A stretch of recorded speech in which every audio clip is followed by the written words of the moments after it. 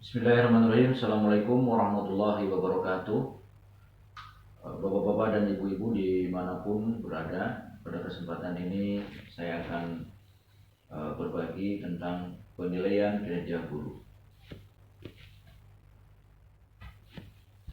Kinerja merupakan prestasi kerja untuk memperoleh hasil kerja yang optimal. Penilaian kinerja guru atau PKG merupakan penilaian prestasi kerja profesi guru sehingga dikaitkan dengan peningkatan dan pengembangan karir guru. PKG terkait langsung dengan kompetensi guru seperti tercantum dalam Permendiknas nomor 16 tahun 2007 tentang pembelajaran dan Permendiknas nomor 27 tahun 2008 tentang bimbingan konseling. Penilaian kinerja guru PKG menjamin bahwa guru melaksanakan pekerjaannya secara profesional. PKG menjamin bahwa layanan pendidikan yang diberikan oleh guru adalah berkualitas. Hasil PKG merupakan bahan evaluasi bagi guru untuk mengembangkan potensi dan karirnya. Sebagai acuan bagi sekolah untuk merencanakan pengembangan keprofesian atau PKB, dan juga merupakan dasar untuk memberikan nilai prestasi kerja guru dalam rangka mengembangkan karir guru sebagai guru profesional sesuai dengan Permenpan RB nomor 16 2009. Peraturan Menteri Negara Pendayagunaan Aparatur Negara dan Reformasi Birokrasi Permenpan nomor 16 2009 tentang jabatan fungsional guru dan angka kreditnya. Jabatan fungsional guru di dalam Permenpan itu ada jenjangnya, mulai dari 3A, 3B, 3C, 3D, 4A, 4B, 4C, dan 4T, yang terakhir adalah 4E. Di dalam masing-masing jenjang itu tadi yang pertama saya sudah sampaikan bahwa ada kredit poinnya, di mana penerata muda atau 3A itu 100, 3B 150, 3C 200, dan seterusnya. Nah, kemudian dari yang 3A ke 3B misalnya, itu ada perbedaan kredit poinnya 3A 100, 3B adalah 150. Sehingga ada kenaikan atau yang dibutuhkan kredit poinnya adalah 50. Yang 50 itu 90% adalah unsur utama, kemudian 10% adalah unsur penunjang. Kalau 50 dikali 90% itu adalah 45. Jadi unsur penunjang unsur utamanya adalah 45, unsur penunjangnya adalah 5. Yang 45 itu unsur utama itu terdiri dari pendidikan, kegiatan pembelajaran dan tugas tambahan, kemudian pengembangan keprofesian berkelanjutan. Ya. Nah, pendidikan dan kegiatan pembelajaran itu ada 42 kredit poin, yang itu merupakan penilaian kinerja. Kemudian yang tiganya adalah pengembangan keprofesian berkelanjutan. Kemudian jenjang jabatan fungsional guru menurut Permenpan itu adalah tadi disampaikan, untuk yang kita lihat contohnya itu yang 3B ke 3C itu masih dibutuhkan adalah 50 kredit poin. 50 dikali 90, unsur utama adalah 45, dan 50 kredit poin dikali dengan 10% yang merupakan unsur penunjang adalah 5. Kemudian yang 45 itu terdiri dari pendidikan, kemudian kegiatan pembelajaran dan tugas tambahan yang jumlahnya kurang lebih 38. Nah, yang 38 ini adalah penilaian kinerja. Kemudian berikutnya dari 45 itu PKB adalah 4, merupakan publikasi karya inovasi, dan pengembangan diri adalah 3.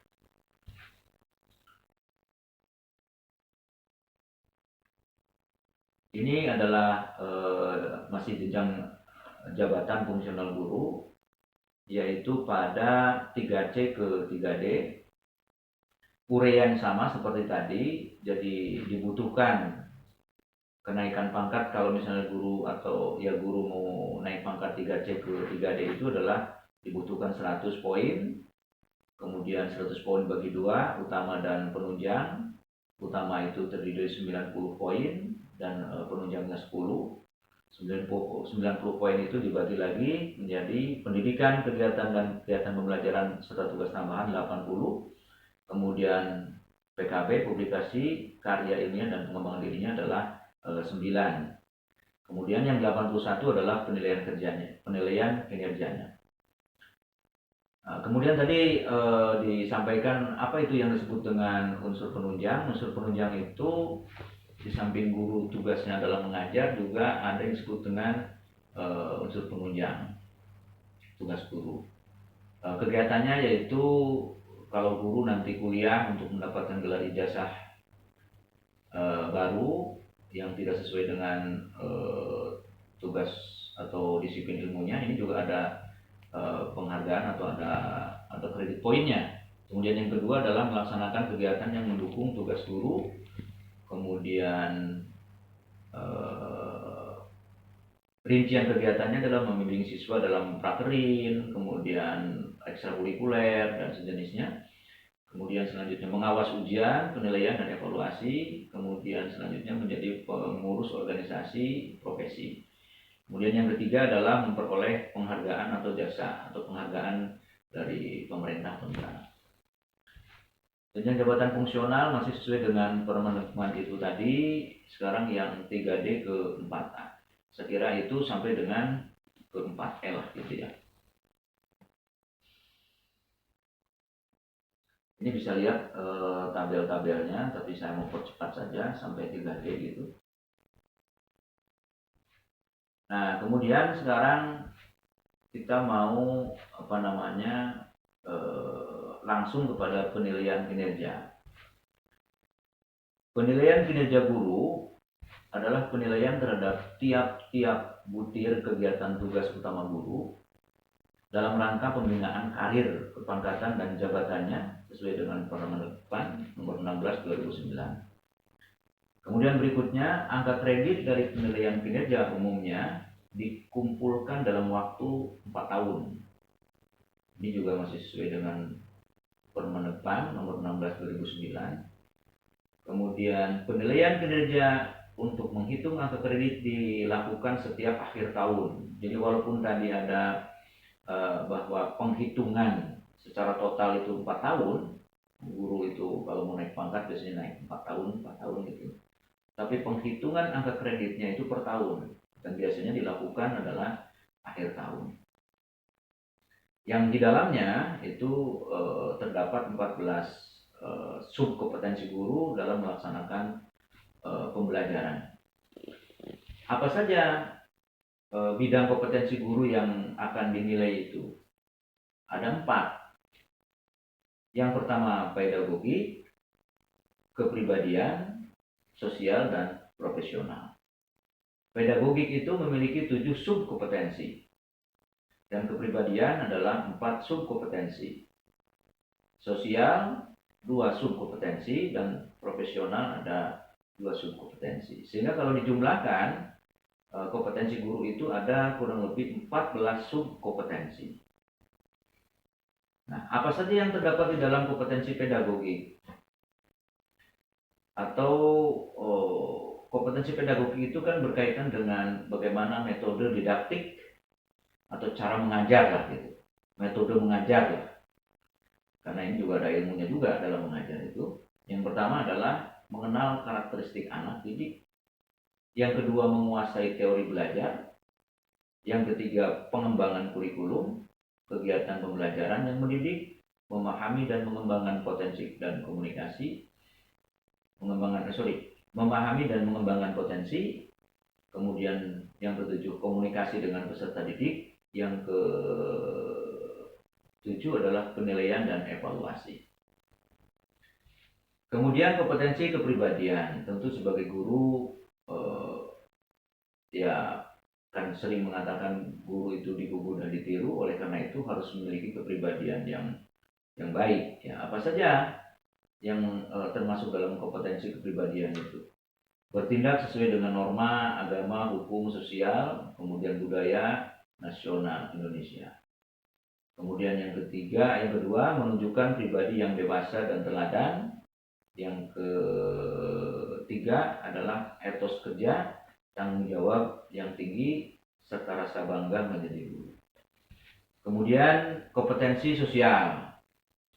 Kompetensi sosial ada dua, bersikap inklusif, bertindak objektif, serta tidak diskriminatif. Inklusif berarti terbuka, objektif berarti ya tentu sebagai guru harus mengesampingkan unsur-unsur yang membuat menjadi subjektif, seperti karena saudara atau karena mungkin guru nanti dalam memberikan penilaian atau pelayanan itu kadang-kadang mungkin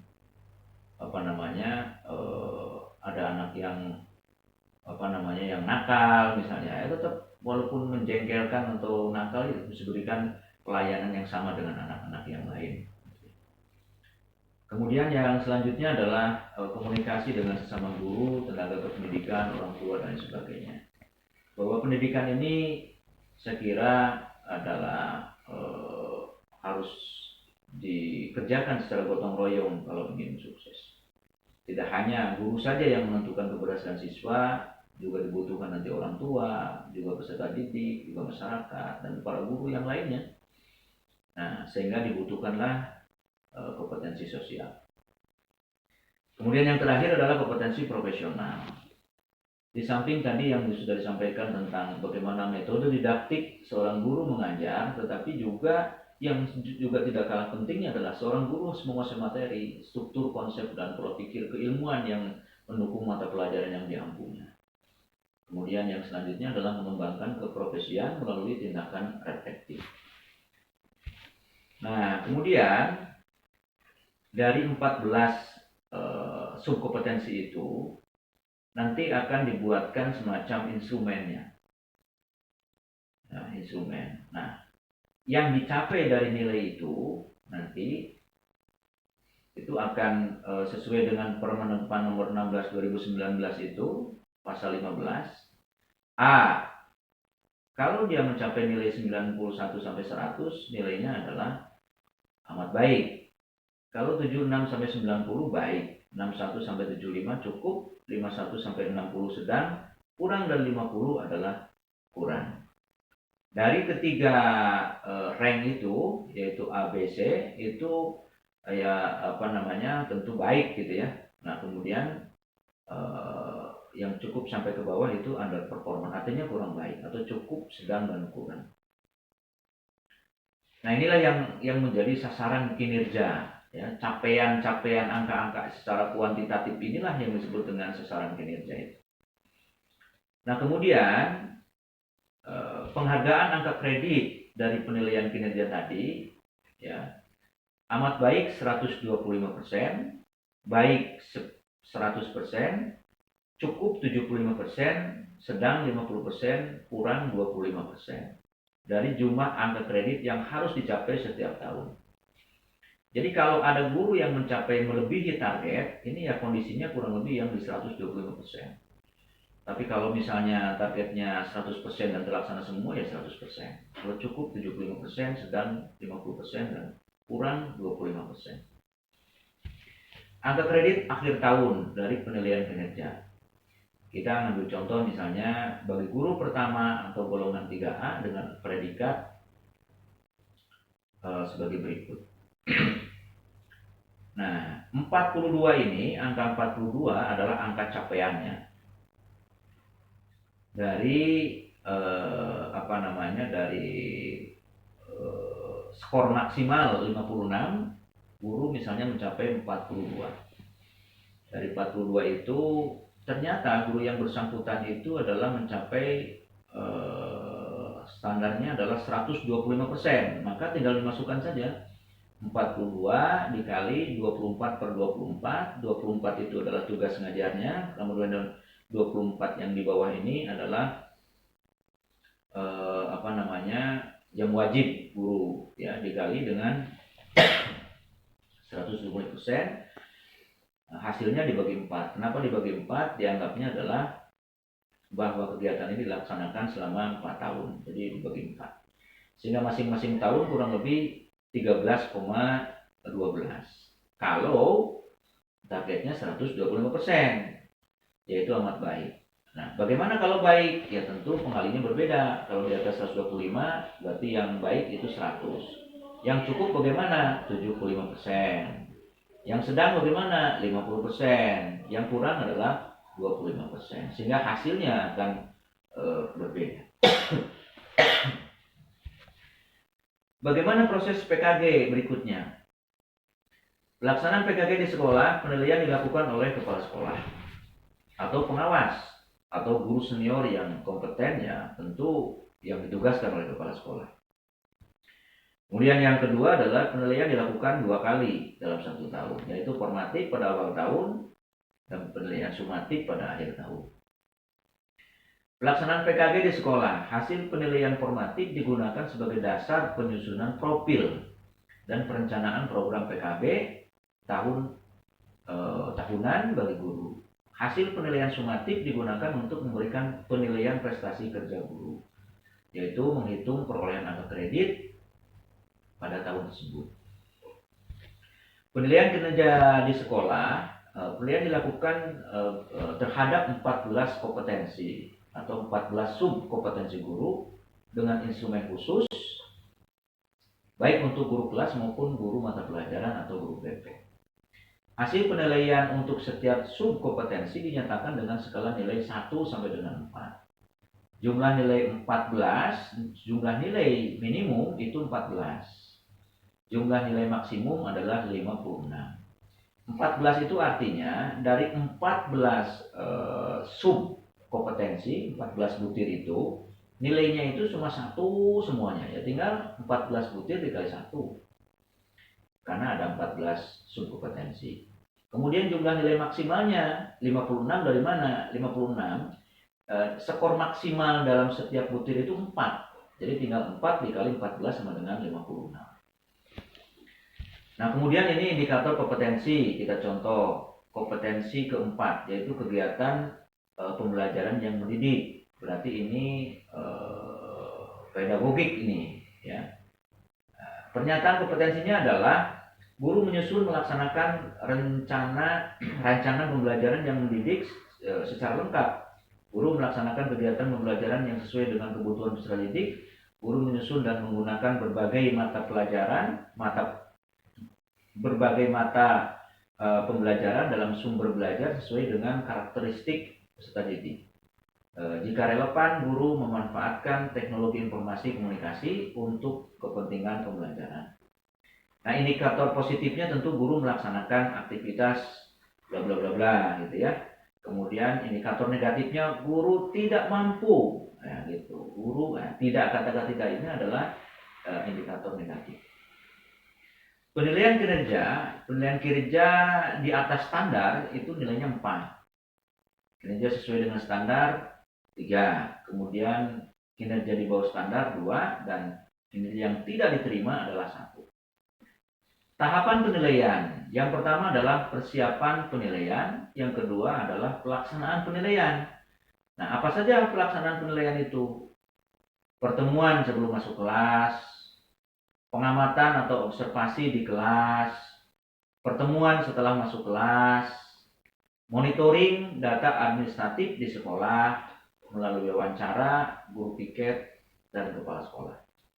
Kemudian yang ketiga, analisis hasil observasi, ya, atau monitoring dengan pembandingan terhadap indikator standar. Kemudian yang keempat adalah penetapan nilai untuk setiap subkompetensi. Nah, ini contoh gambar ya, siklus atau urutan dari penilaian kinerja guru, dimulai dari bagaimana pedoman PKG, instrumen PKG, kemudian indikator kompetensi, daftar pertanyaan, dan sebagainya. Setelah itu kemudian dilanjutkan dengan diadakannya pertemuan sebelum masuk kelas. Jadi sebelum melakukan observasi atau sebelum melakukan penilaian. Kemudian dilanjutkan dengan observasi kelas. Nah, setelah observasi kelas dilanjutkan dengan pertemuan setelah masuk kelas. Kemudian dilanjutkan dengan catatan-catatan hasil observasi atau monitoring. Kemudian yang selanjutnya adalah analisis hasil observasi yang tentu dibandingkan dengan indikator kinerja. Dan selanjutnya adalah pemberian nilai pada subkompetensi. Kemudian yang selanjutnya didapatkan nilai PKG 14 subkompetensi.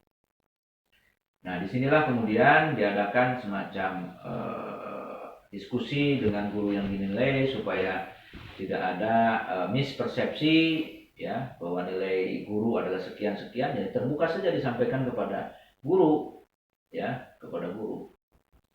Nah, kemudian ini contoh instrumen penilaiannya di kompetensi keempat, yaitu kegiatan pembelajaran yang mendidik. Nah, di situ ada catatan hasil observasi. Nah, apa saja yang terjadi di dalam observasi itu, ya tentu harus dicatatkan oleh penilai ya. Kemudian misalnya bukti fisiknya apa saja. Nah, kalau kita ingin mengungkap tentang kegiatan pembelajaran yang mendidik, bisa saja daftar hadir siswa, daftar nilai siswa, catatan-catatan guru berkaitan dengan siswa di kelas itu, gitu ya. Kemudian hasil daripada ujian atau tugas siswa. Nah, kemudian setelah itu kalau misalnya semuanya lengkap ya nilainya 4. Kalau misalnya hanya sebagian 3, kalau misalnya sebagian kecil lagi 2, kalau misalnya sama sekali tidak ada atau hanya sangat kurang sekali ya 1. Kemudian yang berikutnya adalah justifikasi pemberian nilai berdasarkan pembanding kinerja guru dengan indikator kompetensi. Ya tinggal dituliskan saja di situ. Nah, kemudian ini contoh hasil rekapannya misalnya. Format hasil penilaian kinerja, kriterianya tadi seperti contoh adalah guru memberikan pembelajaran yang mendidik misalnya kan. Tinggal ditulis di kompetensi 1 apa, kompetensi 2 sampai dengan kompetensi 14. Nilai yang dicapainya apa? 1, 2, 3 atau 4. Kemudian dijumlahkan ke bawah gitu. Nah, jumlahnya misalnya kalau yang minimal adalah 14. Kenapa 14? Karena yang dicapainya adalah 1 semua, sementara skor jumlahnya ada 14 ya tinggal 1 dikali 14. Kalau bagaimana kalau misalnya yang maksimal banget? Yang maksimal berarti ada 14 subkompetensi dikali 4 ya, angka maksimalnya kan 4 dikali 4. 14 dikali 4 sama dengan 56. Jadi kesimpulannya PKG nilai minimalnya 14, nilai maksimalnya 56. Kemudian nilai PKG menurut Permendikpan RB nomor 16 2009 adalah angkanya 0 sampai dengan 100. Nah, ini yang harus dipahami, di dalam angka di lapangan itu nilai maksimalnya 56, nilai sedikitnya adalah 14 atau nilai minimalnya. Sementara di Menpan RB nilai terkecilnya adalah 0, nilai maksimalnya adalah 100. Ini yang dipahami sehingga nanti harus ada konversi. Ya. Karena skala penilaian berbeda, maka diperlukan konversi hasil penilaian kinerja di lapangan ke skala penilaian menurut Menpan RB. Konversi diperlukan secara hati-hati karena skala nilai dalam Permenpan nomor 16 2009 menggunakan spasial nilai yang tidak teratur, yaitu irregular spasial. Permenpan nomor 16 2009 baris pertama, kalau nilainya 91 sampai 100 amat baik. Kemudian kalau nilainya 76 sampai dengan 90 baik, 61 sampai 75 cukup, 51 sampai 60 sedang. Kemudian kalau kurang dari 50 yaitu nilainya adalah kurang. Kalau kita lihat ya, spasialnya yaitu jarak dari batas minimum batas maksimumnya 91 ke 100 itu 9. 76, 90 itu 14, 61 ke 75 itu dalam 14, 51 sampai 60 itu adalah 9. Inilah yang disebut dengan angka spasialnya. Jadi jarak dari masing-masing rank itu ternyata beda-beda ya. Kemudian bila angka 91 sampai ini contoh konversinya nih. Bila angka 91 dalam kurung dari skala 100 dikonversi ke dalam angka 56 tadi ya, angka lapangan itu yang 14, yang maksimal itu 14 subkompetensi. Skala maksimalnya misalnya 56, yaitu nilai maksimum. Penilaian kinerja di lapangan maka didapat angka 91 dibagi 100 dikali dengan 56. 91 itu apa? Angka yang dicapai misalnya. Kemudian 100 itu adalah angka maksimalnya. Dikali 56 itu apa? Itu angka lapangan, sehingga didapatkanlah 51. Nah, inilah konversi dari 91 itu, angka yang dicapai 91 itu ternyata sama dengan angka 51. Nah, ini yang disebut dengan konversi. Jadi, bila hasil penilaian kinerja di lapangan adalah 51 sampai dengan 56, maka guru dapat dikategorikan sebagai berkinerja baik. Berikutnya, bila angka 76, contoh berikutnya, 76 dari skala 100 dikonversi ke dalam skala 56, nilai maksimal penilaian kinerja di lapangan, maka didapat angka 76 dibagi 100 dikali 56, hasilnya adalah 42. Sehingga hasil penilaian kinerja di lapangan adalah 42 sampai dengan 50, maka guru dapat dikategorikan sebagai berkinerja baik. Nah, kemudian ini kita bandingkan, ada dua tabel penilaian kinerja dengan patokan Permenekpan. Yang A misalnya, jadi kalau di Permenekpan adalah 91 sampai 100, angkanya amat baik, spasialnya 9. Di penilaian kinerja itu adalah 51 sampai dengan 56. Kemudian patokan kalau di Permenekpan 76 sampai 90 itu hasilnya baik. Kemudian kalau di penilaian kinerja itu ranknya 42 sampai dengan 50. Kemudian berikutnya adalah kalau di Permenekpan 61 sampai 75, maka di penilaian kinerja 34 sampai dengan 41. Nah, artinya apa? Jadi kalau penilaian kinerjanya itu adalah di angka 51, 56, 42, 50, 34, 41, 28, 33 atau kurang dari 75, ini bisa dikonversi ke Permenekpan nomor 16 2009 ya. Nah, kemudian guru dengan tugas tambahan. Jadi guru itu ada yang guru sebagai kepala sekolah, guru wakil kepala sekolah, guru yang ketua atau kepala perpustakaan. Ini rumusnya ini, yaitu untuk nilai kinerja pembelajarannya adalah ini. Karena tentu kalau guru yang sebagai kepala sekolah akan berbeda dengan guru yang sebagai wakil kepala sekolah. Guru menjadi kepala perpustakaan, menjadi kepala sekolah akan lebih berat. Turun sedikit lagi menjadi wakil, turun sedikit lagi menjadi kepala perpustakaan, ya. Maka nanti rumusnya berbeda, ya. Nah, nilai kinerja pembelajaran itu adalah 100 dibagi 56. 100 nilai maksimal di Permen, 56 nilai maksimal di penilaian kinerja dikali nilai kinerja, maka hasilnya adalah X. Ya, ini ingat-ingat ini X ini. Jadi hasilnya berapa saja simpan di sini, anggap saja kita X sekarang. Kemudian yang kedua, nilai kinerja tugas tambahan. Ya, nilai kinerja tugas tambahan itu ada patokannya, ada rumusnya di instrumen khusus. Tinggal hasilnya berapa. Kalau Wakasek berapa, kalau kepala sekolah berapa, kepala perpustakaan berapa. Tinggal masukin di sini. Kemudian berikutnya adalah nilai kinerjanya. Lantas bagaimana nilai kinerjanya kalau seorang kepala sekolah?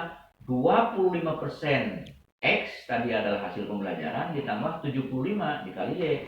75-nya adalah patokan, Y-nya itu adalah tugas tambahannya yang ada rumusnya nanti di Permenek itu. Berikutnya juga wakil kepala sekolah sampai dengan ke bawah. Ini berbeda-beda masing-masing tugas tambahan. Kemudian simulasi perolehan angka kredit. Jenjang jabatan fungsional guru ya, dari 3B ke 3C, ini tabelnya. Kemudian ini distribusinya. Yang 50 kredit poin itu dari mana saja dapatnya? Unsur utama 90%, unsur penunjangnya adalah 10%. Kemudian 45 unsur utama, kemudian 5 unsur penunjang. Yang 45 itu terdiri dari pendidikan dan kegiatan pembelajaran 38, kemudian publikasi dan karya inovasi serta pengembangan dirinya adalah 7. Jadi kalau dijumlahkan adalah kurang lebih 50. Ya, kurang lebih adalah 50. Yang 38 adalah penilaian kinerja guru. Ya. Nah, kemudian ini rumusnya, angka kredit akhir tahun. Setiap akhir tahun nanti akan dihitung angka kredit seorang guru, ya. Yaitu yang pertama, ya kalau dia amat baik, tadi kan 125. Kalau baik 100, kalau cukup adalah 75, kalau sedang adalah 50, dan kurang adalah 25. Rumusnya adalah karena ini yang dicapai oleh guru misalnya adalah 38, maka tinggal 38 dikali 24 per 24. 24 per 24 itu apa? 24 itu jam ngajar yang dilakukan oleh guru. 24 yang bawahnya apa? Adalah jam wajib guru mengajar. Jadi 24, kebetulan saja ini sama-sama 24, dikali 125. Kenapa 125? Karena ini amat baik. Ya, amat baik. Misalnya penilaian kinerjanya adalah amat baik. Dibagi 4. Kenapa dibagi 4? Karena 4 tahun perencanaannya. Sehingga masing-masing tahun didapatlah angka kredit 11,67. Bagaimana kalau misalnya guru misalnya memproyeksikannya adalah baik, maka ini adalah cuma didapat setiap tahunnya adalah 9,5. Bagaimana kalau misalnya yang cukup? Ini yang didapatkan cuma 75%. Sehingga hasil yang dicapainya adalah 7. Bagaimana kalau sedang? Bagaimana kalau kurang? Demikian juga. Jadi semakin kecil angka kredit yang didapatkan, semakin kecil penilaian kinerjanya, maka penilaian angka kreditnya semakin kecil. Nah kalau demikian berarti semakin lama guru untuk naik pangkatnya, bisa 5 tahun mungkin. Nah ini contoh simulasi untuk kenaikan pangkat guru muda 3B ke 3C. Bila guru berkinerja amat baik tadi, yaitu 125 tuh.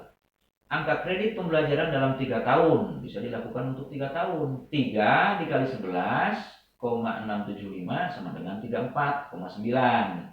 Tadi 11,34 itu. Angka kredit dari publikasi karya inovasi misalnya dalam 3 tahun dapat 4 kredit poin. Angka kredit pengembangan dirinya 3 tahun dapat 3 kredit poin. Sehingga kalau jumlahkan adalah 46,9.